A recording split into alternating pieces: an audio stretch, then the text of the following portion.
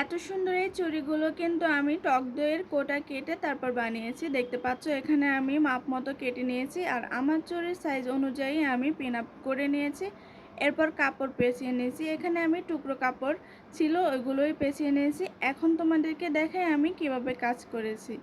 এখানে কালো রঙের কিছু পাথর ছিল আমার কাছে আগে থেকেই, তো এগুলো দিয়ে আমি একটু কাজ করে নেব। তো দেখতে পাচ্ছ আমি গ্লু দিয়ে পাথরগুলোকে লাগিয়ে নিয়েছি। আমি দুইটা দুই রকম ডিজাইন করে লাগিয়েছি।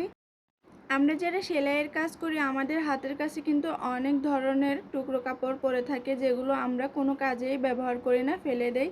এই ফেলে দেওয়া কাপড়গুলো দিয়ে কিন্তু আমরা অনেক সুন্দর সুন্দর জিনিস বানিয়ে নিতে পারি যদি আমরা একটু ধৈর্য রাখি আর মাথাটা একটু খাটাই।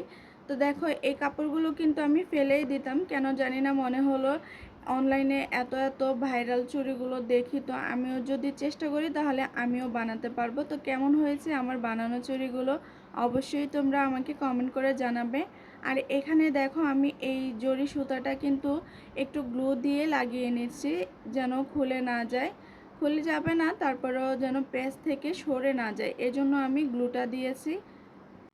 অল্প টাকা খরচ করেই কিন্তু তোমরা এই চুড়িগুলো নিজেরাই বাসায় বানিয়ে নিতে পারবে। আমি এখানে একটা পাকিস্তানি স্টাইলের ড্রেস বানিয়েছিলাম, আর এইখানে যে টুকরো কাপড়গুলো রয়ে গিয়েছিল জামা বানানোর পর সেই কাপড়গুলো দিয়েই আমি চুড়িগুলো বানিয়ে নিয়েছি। আমার ফেসবুক পেজের নামটা কিন্তু আমি মেনশন করে দিয়েছি, চাইলে তোমরা আমার ফেসবুক পেজে অ্যাড হয়ে যেতে পারো।